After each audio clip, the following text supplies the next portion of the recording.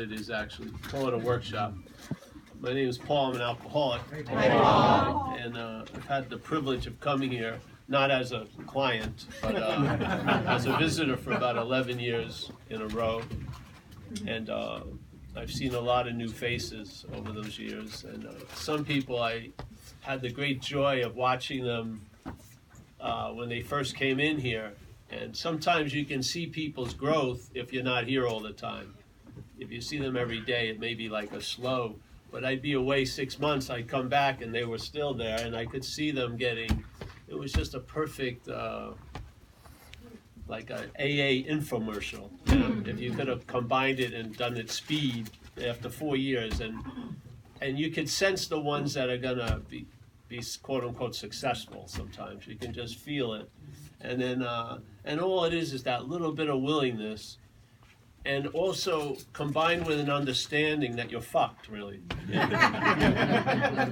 I think they go hand in hand. The willingness can't continue without the second part, yeah? And the second part will just be a super bummer without the willingness, yeah? So that's the one reasons why we would keep using, because we didn't see this as in one of the prologues. It says, we are 100 men and women who have recovered from a seemingly hopeless state of mind and body. Seemingly, the word means it appears to be true or false to you. And so in that case, in my case, that seemingly hopeless state of mind and body was appearing to be a hopeless state of mind and body. So it made no sense to try to get better. I just figured I should just stay as loaded as I could until I got institutionalized or died or went to jail again. Basically, that was the logic. And when I came to my first meeting, I didn't come here looking for sobriety. I had made a deal that I would, a lady made a deal with me that I could stay over her house if I went to an AA meeting. So she dropped me off at a men's meeting in San Francisco, March 21st, 1988. Went in there, and I felt hope in that room, and it allowed me to really feel how hopeless I was. And I had the 3 years before that night, about 3 years before that night, my managing my own life, which would always lead me to having to be managed by other people, occurred, where I entered a program called Duality Street. I think they have a chapter in the city, but the basis was in San Francisco. And Duality Street in the world of rehabs was like A+. Fucking, you survived Duality Street. You know, it was a very intense place. It came out of a thing called Synanon, which is one of the first ones. One of the people in Synanon started Duality Street, and they used attack therapy and a lot of different modalities. Yeah, so I ended up on a bench. You don't end up there. Like, no one sits at a coffee table looking at the next vacation spot and picks Duality Street. You know what I mean? I was forced. There was only one square left on the game board, and that was to go to this place, which I didn't even, the only reason why I knew it is a girlfriend of mine who became an ex-girlfriend quickly had tried to drop me off there months before without me knowing what it was, hoping that like the door would just miraculously lock when I got in. And I asked them, what's going on here? And they told me, and I walked out and she was gone. She had driven away. So months later, as I spiraled deeper into that pitiful, incomprehensible demoralization, and I'm not a person who had a bottom, I lived on a bottom, basically. And you know, I would furnish it, I'd have people come over, but I was always living under the fear of an eviction into a worse bottom, because I didn't know how low I could go, really. I had no unbelievable what we can tolerate. I mean, I would think, I would match our adaptability to the adaptability of a cockroach, really. Cockroaches are gonna live after the world is destroyed. They can adapt to the environment no matter how hostile, and addicts and alcoholics of our type are pretty adaptable. We can sort of fucking make do in hell, really, you know?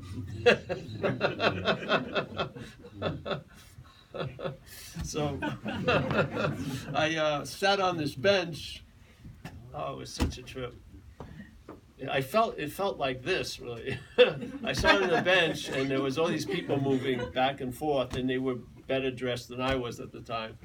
And they looked important and focused. And then there was a clock over this bar, which wasn't an active bar. It was an old building that had a bar in it that this place took over. And I had sat on this bench, and it signified when you sat on it that you've lost the game of life. You know, you've been moved over to the sidelines. So, but I was in that incredible sense of terminal uniqueness. I was living more of a video of myself than really the exact experience. I had a story going on that override my daily experience, really. You know, I thought I had it going on, you know what I mean? In a lot of ways. Most people would see me as a washed up addict, you know. And if you did the drug I did, you knew I did it, you know. It was obvious. So I sat down there, and there was a clock across the way, and it said 6 o'clock, and I made a statement putting a condition on my recovery immediately. I'll give them until 6:30 to see me. I got a lot of important engagements to keep. I didn't have a pot to piss in. I had nowhere to go. But only give them a half hour to fucking save my life. So 6:27 or something, they called me in a room. They called an interview room. Like, you know, 3 people and me, and they asked me a lot of questions which were going over my head. But one caught my attention, which was, do you want a place to stay tonight? And that was really my target. I wanted a place to stay. I can't explain why, but you probably can fill it in. So I wanted a place to stay because I didn't have a place to stay. Because I spent all the rent money that night that I was supposed to give the landlady. I didn't want to face her, so I ended up, you know, walking down the street to this place, Duality Street. So they brought me in, and I said, yeah, I want a place to stay. And they said, you have to make a 2-year commitment. So I sort of went, gulped a little. I said, sure, I'll stay here 2 years. I couldn't guarantee what I'd do a minute later. But, oh, yeah, sign me up. 2 years. Yeah. So they agreed. They said, all right. And then I was a full-fledged member of Duality Street. We had 300 clients in this big facility. They released me into that mass population, and you know, Duality Street was a big enough buffer between me, and I stayed there for 2 years. Yeah, and I'm not really proud of it, but I really thrive in an institutional setting. When people tell me what to do, I can do pretty well. Yeah, if I'm telling me what to do, watch out. So I'm in there. And they had attack therapy, and you work 6 days a week. I think what they did is now being used in private prisons, yeah? They had slave labor, really. They had 300 people that weren't getting paid, and we were working on moving companies, house painting companies, I mean, and the money was going to the facility. So, and they got everything donated, food, clothing, everything. So it's a weird little scene. So what happened is, after about a year, in there, I started to think, which wasn't a good idea. And I was thinking about, you know, what's my real problem? So I said narcotics, obviously. And then there was I added an addendum which says, but I could probably drink, which I didn't run by anyone in the program. I just sort of kept it filed in my little secret file. And I'm participating in the thing, and they sort of liked me. And so they had an interesting PR, public relations. They used to put out brochures, and they said their success rate, keeping people sober, was like 99%. But you had to read the fine print. You could never leave Duality Street. You'd have to live there the rest of your life to produce that condition, which I wasn't that wild about, you know, being institutionalized forever. So they brought me in a room. They said, hey, we want you to stay 5 more years, Mr. Hedderman. I go, well, are there any other options? And they looked a little disappointed. But I said, is there any other option that I can live here? And he says, yeah, there's a workout program. And you can, if you get an outside job and you get a checking account and you buy a car, after 4 months, because I was at the 20-month mark, you can graduate, like with flying colors. So that's what I decided to do. So I got a job. This is funny as hell in hindsight. The first job I went to, I got hired. Now I thought that was miraculous, yeah? But really, the guy who hired me, the manager, was a huge cocaine dealer that got assassinated like a year later. So he saw exactly what I was. That's why he hired me. This guy's a fucking coke fiend. I'm gonna get him on board. We can deliver coke with the fucking delivery truck. I swear to God, I thought, wow, first interview, I get the job. Something's working for him. The guy got assassinated on San Bruno Mountain. It was fucking hilarious. Not the assassination, but the assumption that why he hired me, he saw great professional potential. No, give this guy a little coke, he's apt to do almost anything. So I got the job, get the car, Toyota Corolla, little Toyota Corolla, and I know all I have to do is find a place to move into. So I'm looking around. I find a nice apartment in San Francisco. 2 girls live there. It was I could afford it and stuff, and I applied, but there was 20 other people applying for it. But I looked pretty good at this time. I had khaki pants, blue blazer, hadn't drank or used in 2 years, and I'd like to say my realtor was Dr. Jekyll, but Mr. Hyde was going to be moving in. Now, Delancey Street had been telling me, though rather long, the period of being Mr. Hyde was over. I was going to be Dr. Jekyll from now on. I was hoping they were right, but I had a strong suspicion they weren't.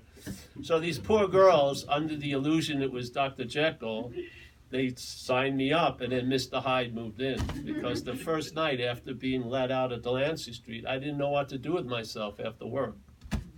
I didn't, and time was like an incredible burden. What am I going to do? It's 5 o'clock. I'm not going to go to bed till 11. So I started to feel that anxiety, the irritable, restless, and discontent, and then usually that is a prelude to the ideas the head gives me, which is it started telling me what I'd been missing for 2 years. It wasn't factual based. It was sort of like romantic. Oh, those lovely nights with my junkie friends. So I bought it, and I remember this bar I used to go to, California and Polk. So I drove my Toyota Corolla, which I was going to lose 2 nights later, and I walk into this bar. It was called the Rose and Thistle, and we used to call it the Nose and Sniffle. And I walk into the bar with this idea I can drink. Yeah, and I ordered my first beer in 2 years, and the lights didn't come on, the A police didn't rush in, and I ordered another beer, and halfway through the beer, it wasn't enough. I wanted more. That could mean more beer, it could be a lot of things, but I wanted more, like that. And then I looked around the room to see if I knew anyone who was selling more. And the same guy that used to sell more was still selling more there. He had like a franchise at the Rose and Sniffle. So I went into his office, the bathroom, and he sold me some more, and which is really a whole lot of less, really. Yeah. If you have to start doing the more, you're going to end up with a lot less. But at the time, more seemed good, so I got it. Went out to my car, I opened up the bindle, did a line of more, the cocaine, and it was like Jack Nicholson in that movie The Shining at the end when he goes through that bathroom door. Here's Johnny. And this is where, in hindsight, my whole idea about alcoholism comes from. Because there I was, 2 years, hadn't drank or used, and then something took me over, almost like a possession. To me, I see it as a mental parasite that can live dormantly for years. It can just lay low in the grass until the right circumstances arises so that it can bring you to fuck it, and then you're apt to do almost anything. So that happened very fast. I had the beer in 2, suddenly moved right to the coke, and then suddenly that fucking ravenous thing appeared, and I got moved over to the passenger side, and I went on a 10-month run that night, from that night on. And of course where I lived kept dropping down, because I couldn't, I got kicked out of that place, got another place. Yes, everything started to go down and down and down, and that spiraling going down the toilet faster and faster and faster. And the muscle denial was so powerful in me, it could keep out a whole lot of reality. Yeah, and there I was just doing my shit, and just living in that pitiful, incomprehensible demoralization, living in it, dealing it from there, everything. And it took 10 months, because I had 2 years of health, yeah? It took 10 months. And what happened was, I went out on St. Patrick's Day, not like I didn't go out the night before that, but it was a signpost in my little story. March 17th, I lost the car March 18th. March 19th, I have no idea. Yeah. March 20th, I still don't have much of an idea, but I had moved geographically a few hours north in a town called Calistoga, in a trailer park next to this hang gliding airport. Now, I had no idea, and it's almost, when you're in a blackout and you come out of it, it's like you're parachuting into a moment. It's like you're behind enemy lines, but no one knows anything else, which I have my own theory about blacks out. Maybe I'll share it later. But you parachute in, and then you're... And so I'm looking at this guy, and we're drinking a bottle of Royal Gate vodka, very cheap vodka, probably called Smirnoff here or something. They just slap a fucking thing with like hawk. It's like 50 cents. You know what I mean? So we were passing that bottle back forth, and I looked at the guy. I didn't know him at all, and he had a big head. Big head with a very flat face, and he had a bulbous nose and varicose veins all over it, and I said to myself, this guy's a fucking bum. And then he's looking at me, and I read it like he's looking at me like I'm the fucking bum. And suddenly something happened, and if I could produce it, I would love to, for everyone. But it's not a producible event. Yeah, I would say it's driven by grace, let's say, if you want to call it. You can't be very specific about it, but you can see its effects as a whole lifetime after, which is mind-boggling. So something came in and stopped that streaming, because I believe the disease talks to you as you. Yeah, I think the problem resides in the mind, which is the diagnosis of AA, and I think, to be more specific, it's the thought system. And we're the audience of the thought system. And if we have faith in the thought system, we find ourselves in the play the thought system is imagining. Yeah? Usually based on what's not happening, yesterday and tomorrow. So there I was. I saw this guy. The head stopped, and suddenly something downloaded in me, like a CNN news flash. It was just a headline, no story, and the headline was, I'm fucked. Yeah. Now, everyone who knew me knew I'd been fucked for quite a while, but it was sort of news to me. Yeah. And as soon as it hit me, I'm screwed. The next download was, I'm not managerial quality. Yeah. So I had already experienced the statements of AA before I got to AA. I hadn't read these statements, but I had lived them. Yeah. I had lived a life run on self-will. And I saw how unsuccessful it was. I had lived all these things that are put into words so that there can be an understanding and an identification as with the disease as something other than us, hopefully, other than us. Yeah? So the next thing, what happened is it changed everything. I had all new thoughts, and the thoughts was, I better go to the phone booth and call Duality Street and see if they'll take me back, which I hadn't thought of in 10 months, And so I went to the phone booth, called Duality Street. They had been getting my newsletter for 10 months. They knew what had been happening with me. And they said, no, you can't come back. Maybe in a month you can come for another interview. Doesn't mean you'll get in or not. So suddenly, the download brought a lot of stuff. And so suddenly honesty showed up, and I told them, hey, I don't think I have a month, So then I called up a woman who I used to party with, and it's funny, a lot of my girlfriends were nurses also. I think there's some kind of thing going on there. Yeah, as an intravenous drug user. Somehow I'm drawn to the access that they have towards medicinal fucking apparatus. But she was a nurse, so she had that compassionate heart, and I asked her to help me, and she had helped me many times. And so she agreed to do it one more time. I felt there was sincerity from that download. But in the hour and a half it took her to drive up to where I was, I had a miraculous alcoholic recovery. I wanted to get loaded again. Yeah. And this is the problem. Without a way of life, those downloads won't extend in time long. Yeah. You'll feel so clearly you never want to drink again, and you'll be drunk 3 hours later. We need a way of life with principles, with what we have. We're not drinkers and users. We're fucking real alcoholics and addicts. We've crossed the line where now even the smallest amount excites that fucking parasite and also creates a physical craving, which is unbeatable combination. We're outmatched. You're not gonna survive it. Yeah, and even if you think you got away with it the first night, it's going to increase in volume and length and your end consequences. So we're past the point of any kind of choice, in my view. So what happened was I tried to talk her, I got in the car, tried to talk her into, I was in that situation that many of us find ourselves in at the end where I didn't have any money, yeah? So I had to convince other people to do what I wanted, which my batting average had been going down successfully, and I was really fucking pissed, really, super pissed, because one time I had $35,000 of coke, and then you buy, you're trying to grovel for $20 quarter a gram, and this stuff sucks. You get one shot out of it.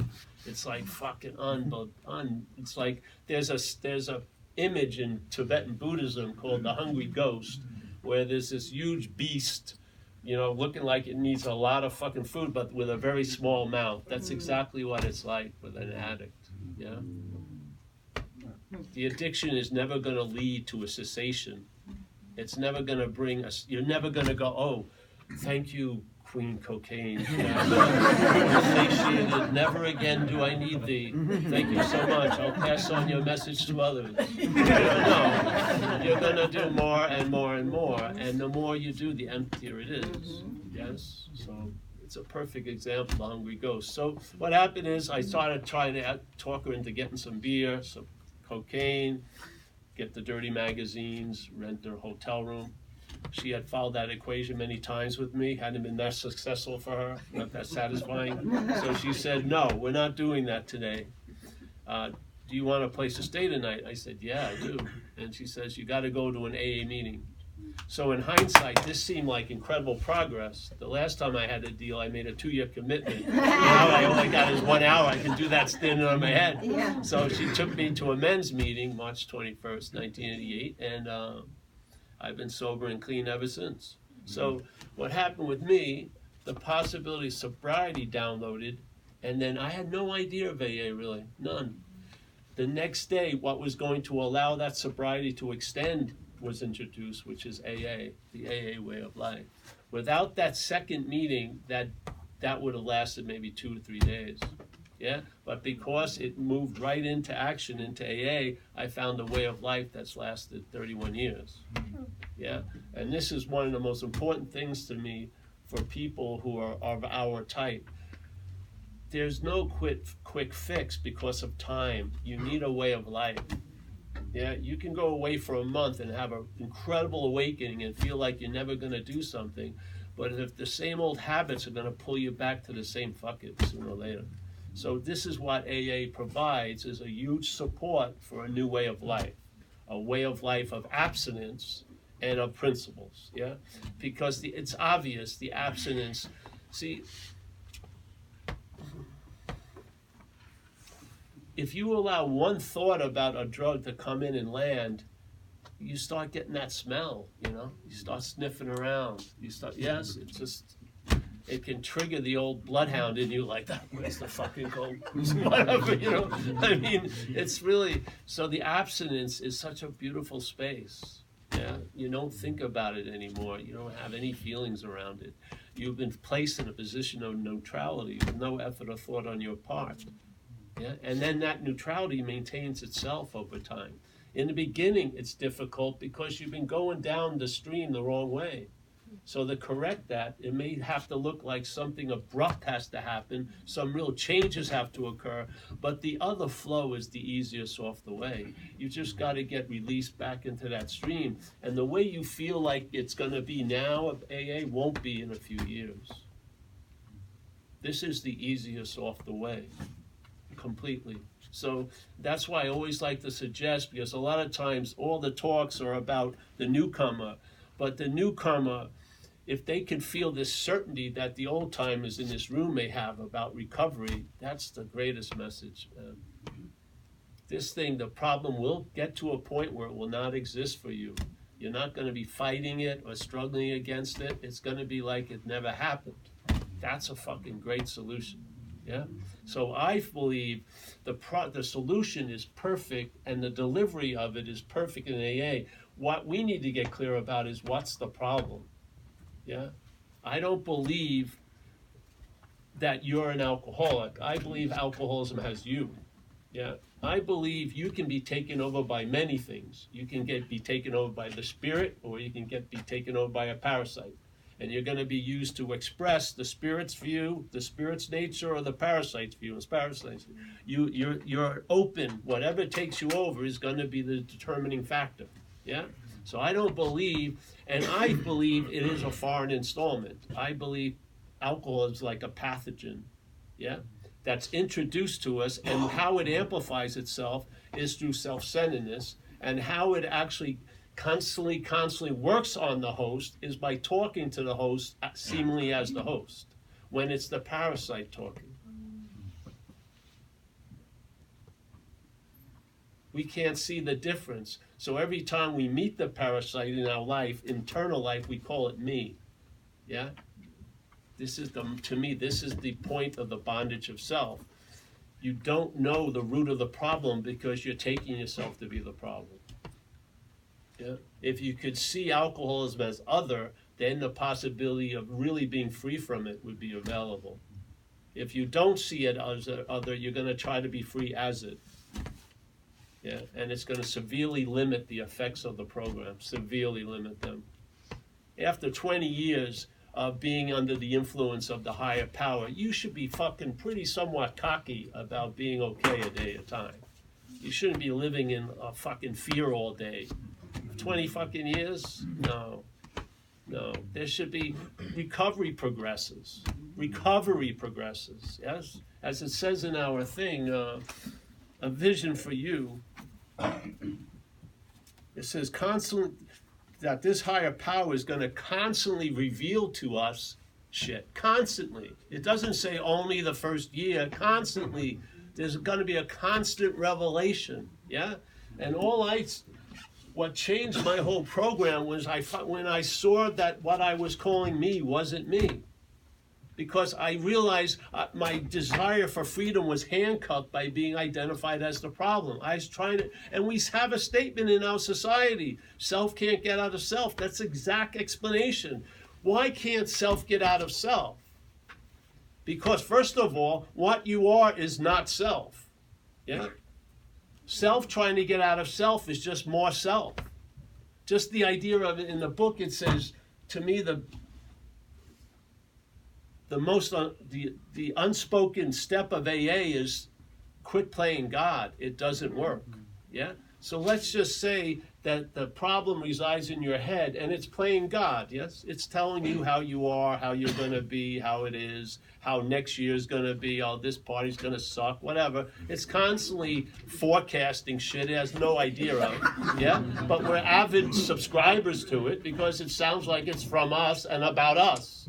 And we're incredibly obsessed with self-centeredness, yeah? So here's... When I came in, I swear, I sat down. I had a thick shell of terminal uniqueness. I thought no one felt like I did. No one could understand me. No one thought like I did. No one did the heinous things that I did. After a few months of listening to people share at AA, I could only come to two conclusions. How did these people get my thoughts, or they're not my thoughts? Yeah? If everyone has your thoughts, they're not yours. The sense of your is like a proprietary statement, like it's yours. We're all being directed by alcoholic thoughts, and we're calling them ours. That's the bondage. We're calling a foreign installment's thought system our thought system, and we're enslaved to it. That's why we're living in what's not happening. The God of what's not happening is the parasite. The God of the parasite appears in the past and the future. The God that we are is only present. So it loves to take our attention and interest to the past, because there it plays God completely. And it makes shit out of nothing. Most people who are flipping out, just look at the diagnosis. Most people who are flipping out here tonight isn't based on tonight. It's based on next week or last week. We're fucking out to lunch, pretty much. And there's such a power that we have that something is using. I would call it our own God juice is being used by the parasite to play God on us, to tell you the truth. So it tells us what it's going to be like last week, and then you feel as if that's true now. You don't see the miraculous power that's implying? Like Jesus, his main credibility was he raised someone from the dead, a guy named Lazarus, supposedly. But we're making shit out of nothing all day. We're ruining this Friday night based on next week. I was at a meeting, AA meeting. The lady, it was July 14th, and August 15th was dominating her. She was afraid about what she thought was going to happen on August 15th, but it was happening on July 26th. And it overrode the experience of July 26th and replaced it with a narrative of August 15th. That's the bondage of self. The bondage of self is you and I being misplaced from this, seemingly misplaced, from this present moment, and now our life is dependent or run by yesterday and tomorrow. That's why we like to shoot up in the neck. Because we don't feel like we're fucking alive. We're jumping off bungee cords, off bridges. We want to feel like we're here because we believe we're basically not. When you were a kid, life was happening to us. And then at 4 or 5 years old, the brain started developing, and it got turned into life's happening to me. Yeah, it became a story. And then we entertained the story, and then the story captured us. Yeah. So it says, quit playing God. It doesn't work. All right. So I'm saying we may be right now identified with that which is playing God. So if that which is playing God tries to quit playing God, what is that but playing God? What is that but described as self can't get out of self? What is it? What is it? Tell me. Give me a new answer to it. If that which is playing God tries to quit playing God, that's playing God. Ad infinitum. So self can't get out of self. You have to see you're not that which is playing God. And then the God juice that we're giving freely over to that fucking parasite by calling it us is returned to where? Here. When? Now. So now you're awake. And that awakeness goes a long way to being content and satisfied. You're awake to being awake. Yeah. That's the spiritual condition. The spiritual condition isn't something produced, it's a fact. When the mental condition is diminished, you'll realize the fact that you are spirit. It's totally different than trying to maintain a spiritual condition as a body, brain. Seeing yourself as a spiritual condition is its maintenance itself. That's the highest form of maintenance, is being it. So see what you're not, and you'll find out what you are. You're not an alcoholic. It's not yours. If the best you could say it's ours. There's one fucking parasite that's been running all of our lives. And the root of its running it is we all think it's individual. We think it's our life, our life, our life, our life. Yet, in this society, in this room, I bet you many of us ended up in the same parking spaces, 3 parking spaces, institutions, jails, and death. It overrode your financial situation, your ethnicity, everything. Alcoholism, the parasite drives to the same fucking parking spaces, which every car it takes over. Rich, poor, they all go to the same fucking place. Now they have a $40,000 rehab for the rich, and then you have social service poor, but you're ending up in the same direction. As soon as I saw it wasn't me, then the solution stabilized. That's why I'm here to share it. I am a fucking tribe member. I've been involved in this program 31 years, and the problem doesn't exist for me a day at a time. It doesn't exist for me. I have no interest or feeling about drinking or using. I'm totally ambivalent to it. I don't care if you do it, I don't give a shit. But it has no interest in me. None. Who could have, if I tried to produce that, that would be interest. Yeah? Yes, exactly. Submit yourself to the program will change you to the point where you'll be able to change. This isn't about, I'm going to change my life. No, you've already done that. With the parasite running. No, this is about something else changing your life, yeah? A tried and true methodology that has the grace. We're in tradition 2 right now. There's a loving God expressing ourselves in our group conscience right now in this room. You'll probably, hopefully, feel a little bit different and better when you leave here. The words don't mean anything. It's the feeling we're trying to. Freedom is fucking contagious. A certainty in freedom is very, very, very, very attractive. I don't want to be a great manager of alcoholism. I want to be free from fucking alcoholism. I want to do inventories just to the point where I don't have to do inventories anymore. My idea of the best time in my life in relationships with a tool is when they're put down. Yes? I am a free range alcoholic, basically.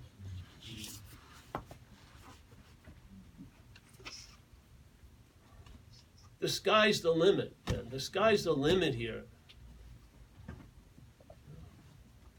I don't know if you do it here, but in San Francisco, the sponsor would have us write down just imagine all that could possibly happen in a year of sobriety. And then if you stuck with it, they'd bring out the paper and you'd see how shortchanged you did yourself. You're so fucking, this parasite has made us so fucking small. You're just hoping to not act out at the next fucking picnic. For me, it was my idea of success was not to be arrested, really. And that was only after a few years of alcoholism. I mean, how low can you go? Fucking pretty fucking low.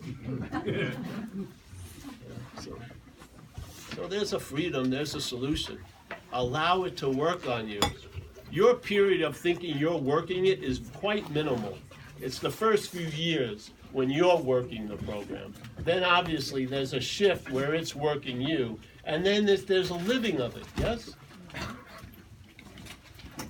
There's a living of it. It doesn't stay, I've been working the program for 40 years, then you've been working something else, because this program doesn't demand work. In the beginning, there's work. Then you see that it's working you, yes? Then, after a while, you're living it. If not, it wouldn't be worth anything. It would be knocked over in your first incident out there. This is a change of life. This will change your attitude and outlook. We don't even know what our attitude and outlook is. We don't know. I just worked with my nephew, a fucking run-of-the-mill drunk, an addict, just asking me for money, and I'm fine because I'm accountable for it. But it's like I could have, before the conversation even starts, I could have written a whole script.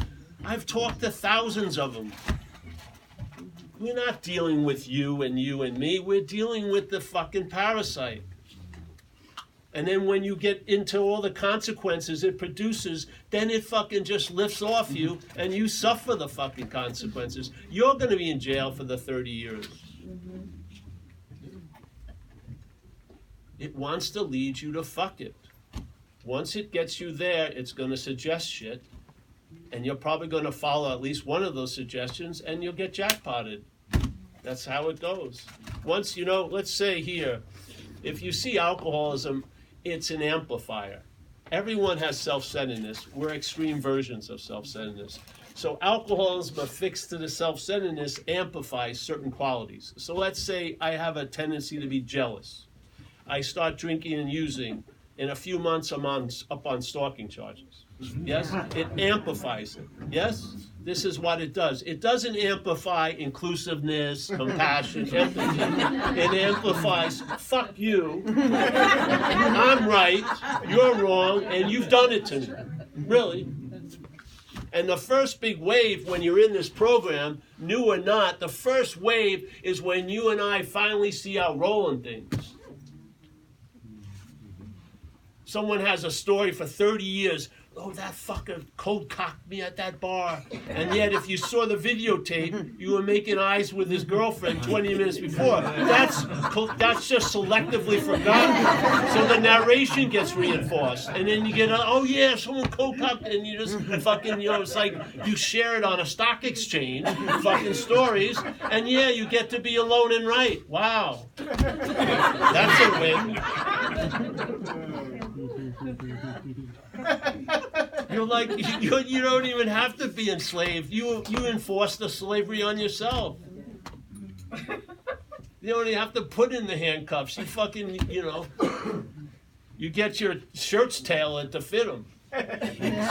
Oh, I'm looking cool. No, you're not. You're a fucking washed up addict.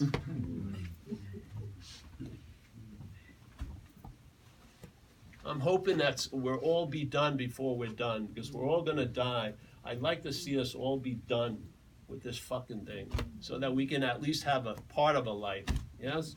And be available to ourselves and to others and be put to use by something other than this parasite.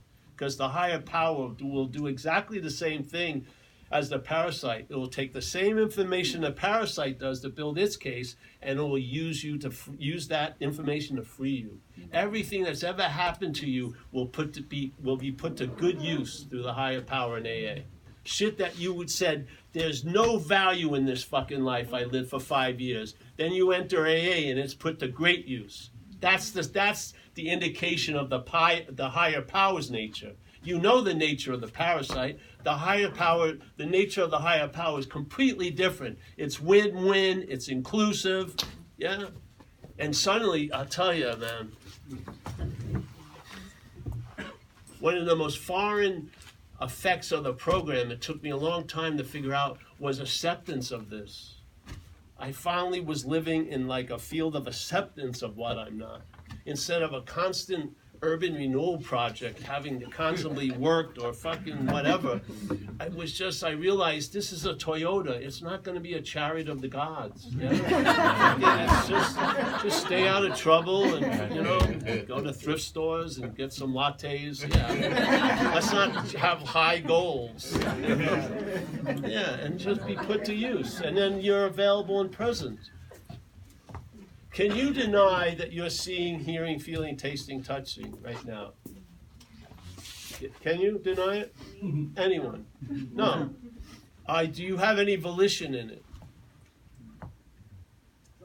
If there's a siren going on outside, you don't choose to hear it. You hear it, and then maybe you thought, I didn't want to hear that siren. But the hearing happens first, yes? Yeah? So the seeing, hearing, feeling, tasting, touching is happening first. That's the basis of the experience here. And then after that comes the mental idea of what that means. Yeah? So now the seeing, the hearing, the feeling, the tasting, touching is used to imply the seer, the hearer, the feeler, the taster, the toucher. That's the bondage of self. The bondage of self is owning shit that you have nothing really to do with. Yeah? You are not what's seeing. Something seeing through, and it's not the eye that's seeing. The eye is a machine that facilitates seeing, but it's not. If this body was dead, the eye wouldn't be seeing anything. If you transplant it into a live body, it would facilitate seeing. It's not the body, it's consciousness, it's spirit. Spirit is first, or primary, and then everything comes after. We have the cart in front of the horse. We think we're a cause when we're not. We're at the effect of tons of shit. Yeah. If you find what the real cause is, which is our own nature of spirit, then the horse will be in front of the cart and fucking life will make sense.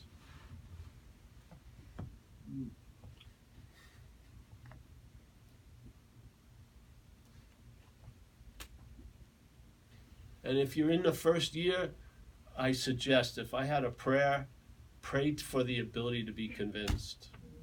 You have all the information you'll ever need to rest a sober life on. You don't need any more fucking research, yeah? You're basically fucked. Let's move on, yeah? Really, let's ask for the ability to be convinced, which means to believe with certainty. And what certainty do you believe in? I am powerless over alcohol and drugs, and I'm not managerial quality. That something could do for me what I can't do for myself. That any life run on self-will not be successful. That self, manifested in various ways, is what has defeated us. I have not defeated me. Self has. Yeah? We're the us, and then there's this idea of self. Self is what has defeated us.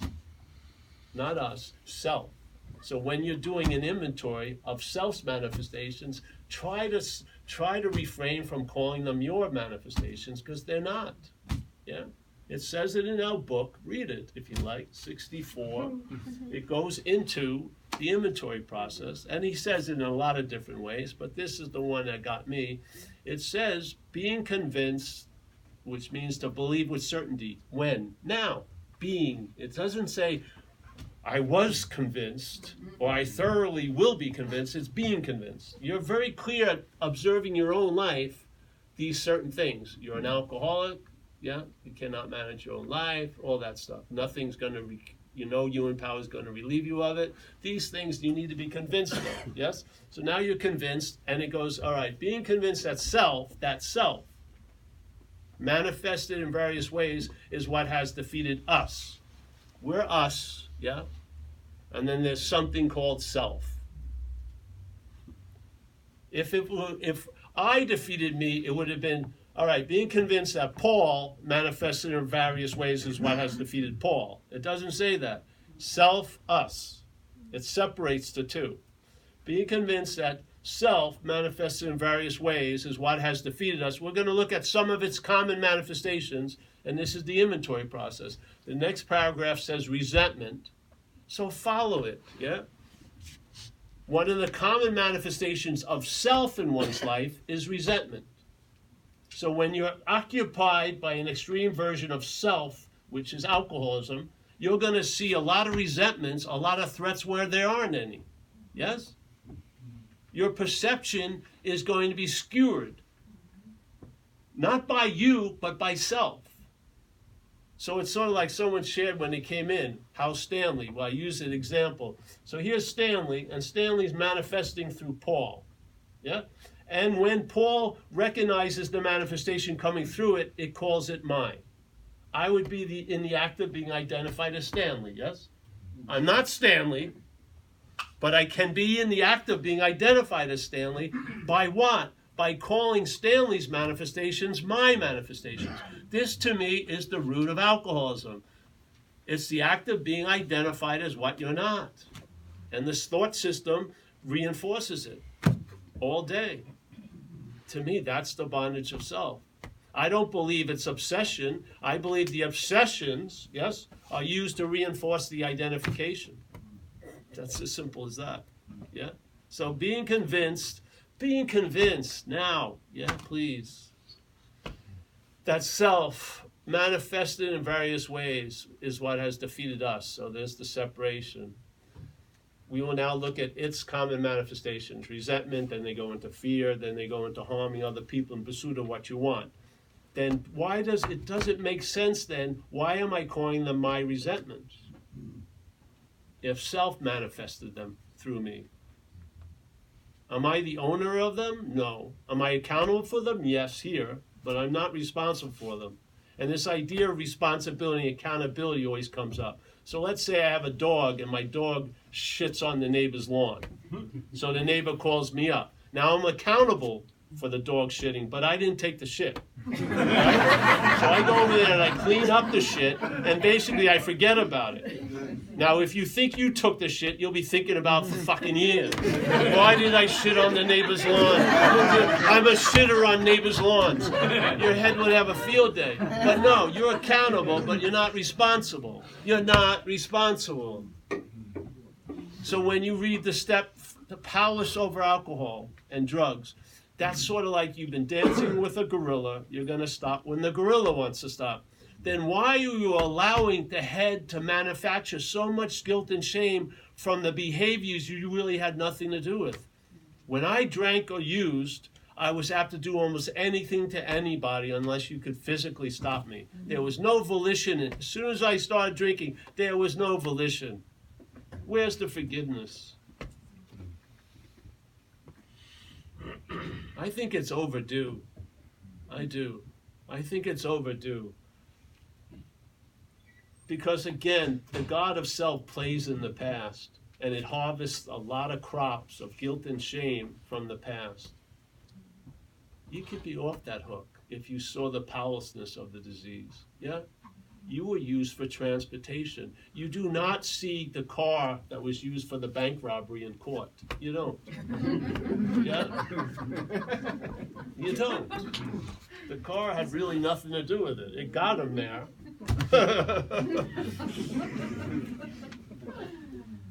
So when I saw that sentence in AA in a new light, the first thing that happened was I saw it as foreign, and the first possibility was I can be free from it. Yeah, it's unbelievable. And then it explained in a second that I'd been trying to be free as it most of my life. It showed the futility of self trying to get out of self. Just like that, I saw it. Yeah. All what was holding it all back was being identified as it. As soon as I saw it as other, I could be free from it. Yeah, and then, fuck it, it told me I've been trying to be free as it since I've been 6 years old. I've been trying to get out of me as me all this time. That's why it failed. Yeah? So, AA is a beautiful way of life for the action figure. All the corrections that were needed for this to be, stay out of trouble a day at a time has been already done. Yeah? I don't have to go over everything with a fine-tooth comb. I don't look at every intention or motive I have. Why do I go to Goodwill? I don't know. Find a pair of pants. There's not much. I don't need to do a lot of fucking internal research, because I think a lot of that turns into fucking... See, there's a fine line between investigation of self and self-obsession. Yeah, there's a fine line. And I've seen a lot of people I've worked with where I had to tell them, do not fucking do any more inventories. Go out and enjoy your sobriety. Yeah, going over every minutia. It's all obsession with self. And it says it in our book. It talks about it. The person driven by self-will can be virtuous, kind, and all this. It's not just one side. It appears both ways. Yeah? So...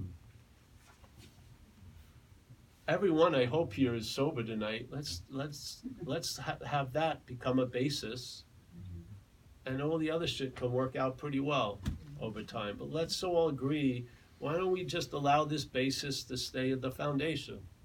Maybe you'll be fucked up tomorrow, but you won't be fucked up. You know what I mean? Mm-hmm. Yeah, and just have that become the sound foundation, and then see what this program and what this power will do through you and for you and as you and with you. Yeah? And perhaps you'll really realize there is a better way. What is the better way AA offers as a way of life? Instead of trusting something finite, which is self, instead of trusting self, we're going to trust something infinite. How do you trust self? You're fucking devoted to the thoughts. The disease communicates through the thoughts. It uses the thoughts to get a point across. It has to convince you to do shit it can't do. It cannot drink. Alcoholism doesn't have an arm or a mouth. It doesn't have a pore to stick a needle in. It has to convince you to get its fucking food.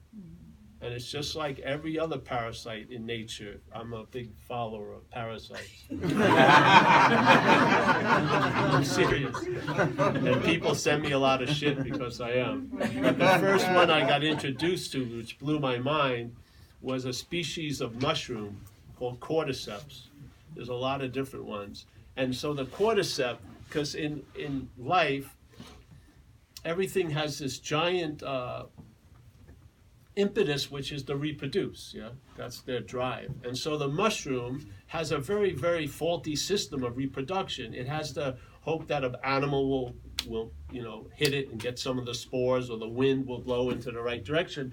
So realizing that was a little too chancy, it learned another method, which is the cordyceps. When it blows off, it lands on ants, and it burrows into the ant, and it jacks into the ant brain, and it tells the ant where to go. And once the ant delivers it where it wants to go, a better environment to fucking grow, it kills the ant and grows right out of its fucking head. Wow. Sort of sounds like alcoholism. It does to me. It sure does. I mean, I was growing some strange shit out of my behaviors. And they have another one, a toxo, which is its nickname. It's in a lot of mammals. It's in us. 20% of people, I think, have it in their brain, but it's mostly dormant. And the same thing, the cordyceps this toxo has a huge obstacle. It can only reproduce in the belly of a cat. That's the only place. I mean, talk about you're having a hard time getting a date. Yeah. This is fucking unbelievable. So this thing is unbelievable. So it finds itself in a rat or a mouse, and so it convinces the rat to run up to cats. Like basically with a knife and fork, and just fucking eat me. The cat eats the rat. Cordyceps the toxo gets into the rat, to the belly of the cat, and then shits out the parasite. Produces itself again. It can't do it, but without the parasite, guess what? Alcoholism can't be alcoholism without us.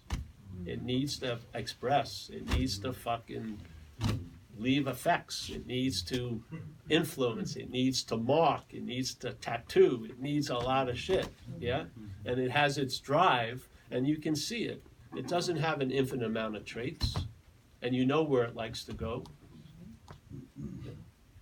Why do you keep calling? Why are you allowing this head to keep implying it's you talking about the trip that you're on? You're not the driver. You're being driven. The same thing with the higher power. The higher power will take you, and if you perform its works well, which is service, and you stay close to it, it's going to take care of you. That's the promise in page 63. Why aren't we acting like that? I know people, their whole life comes from AA. Every job, everything. AA is unbelievable what happens through this thing. Unbelievable. When do you get to be convinced? When is it, or are you constantly having to have fucking evidence? I believe there's a faith in what we're not. I believe there's a faith in the thought system, and it's producing anxiety about yesterday and tomorrow, to the point we're having the symptoms of physiological fear, but without any apparent threat. We're like getting zapped like 20 times a day, like a little electrocution, And how can someone understand? Because it's not happening to them. You're like, why the fuck are you, you're in Hawaii, you planned it for months, and now you're super pissed. Why? We're in Hawaii, we made it, because you're not in that little individual porno theater. But it is an individual. It isn't. It's a lot, it's the same fucking theater, with the same play, but then everyone gives it a different name. Me. It's the same. So, yeah. Any questions?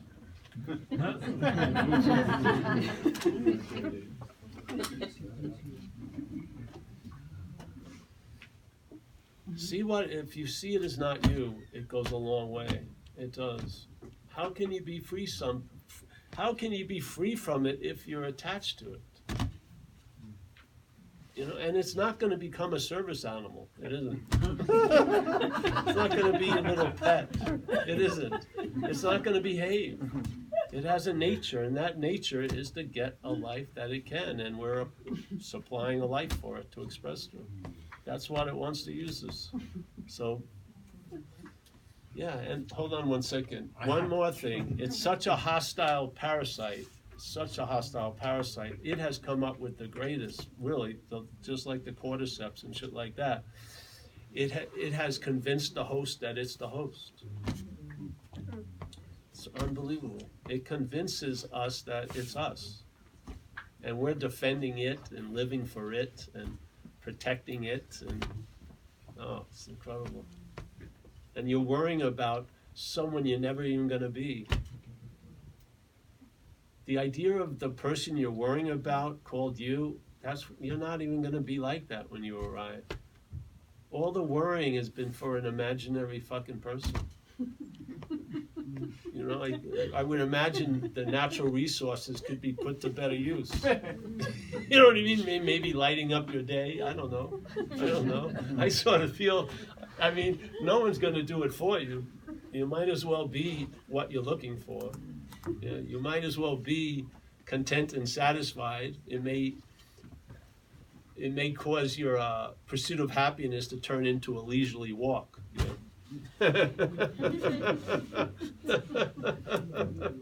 You know, I told a story. Can I go on a little bit? We were talking outside, and there's a story. I was going around the world. One of the great benefits of AA. In 2000, I was living in Australia, and I got a really good ticket. And so I was on my pursuit, and I went to Turkey, and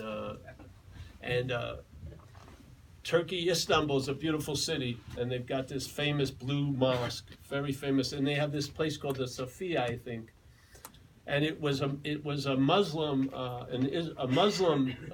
temple, but then one day they were working on it, and they found mosaics underneath, and it was a Christian church in the early 100 or 200s. There's more beginning of Christianity in Turkey than almost anywhere else. Yeah, it's really incredible. So we were walking around there, and a guy with a nice suit, a very good-looking guy with a nice haircut, came and said, hey, can I show you around? And of course, I'm always suspicious. You know, what's this guy?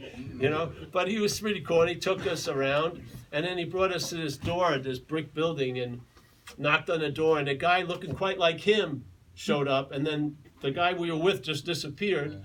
And this next guy brought us in, and he says, oh, what's your name? I go, Paul. He says, Mr. Paul, do you want Turkish coffee, apple juice? I said, I'll have some apple juice. And they brought us into a rug emporium. And they're really incredible. It's a huge thing there. And they bring the rugs, and they're twisting them, and you see the light coming on them. And there's 8 people look exactly the same. Keep taking, it's like tag team. They come out with another rug, and they're doing more apple juice. Yeah, I'll have some more apple juice. And they're incredible presentation. And I said, I really like your rugs, but I don't have a floor. I don't live anywhere. FLOR. So I have a great immunity to the advertising. Because what am I going to fucking do with a rug? I don't have anywhere to live. So they said, well, we can fold it and put it in your knapsack. I said, oh, no, that's absurd. You know what I mean? This is what the spiritual condition does. Yeah. And then that thing that's usually just reinforcing itself, you can see it trying to advertise. Yeah? Yeah? Most of what it's doing now, we've already bought the product. It's just reinforcing it, insinuating it more. It's just playing on it already. But if you get that little bit of freedom, you'll see it as a fucking salesman. You'll see what it's trying to sell you. Self, and you'll see where it wants to sell you, past and future. You'll see it. You won't be looking from it. You'll see its presentation, and in that position, you have the ability to stay in abstinence.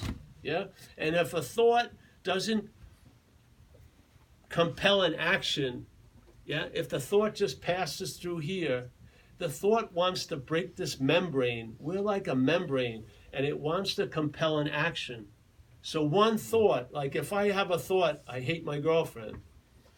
Maybe I've had 50 times I've had that thought, but I never said it. And then this one night I say it to her, you know, I hate you. And then I go out, get loaded, whatever. I forget about it, but she doesn't forget about it. Nor do all her girlfriends who called up. So now, for the next years, you know, when push comes to, you know, you said you hate me, whatever. Yeah. So that thought has extended in time. It's gotten a life, so to speak. It couldn't. It needed me to be, you know, it's like there's no diving without the board. It needs the board to dive in. And so the thoughts are just here, but they want to compel us to act out, and then their life gets extended. I know guys in prison who killed someone in a blackout, and so every time they try to get over what put them in the rest of their life, they don't even remember it.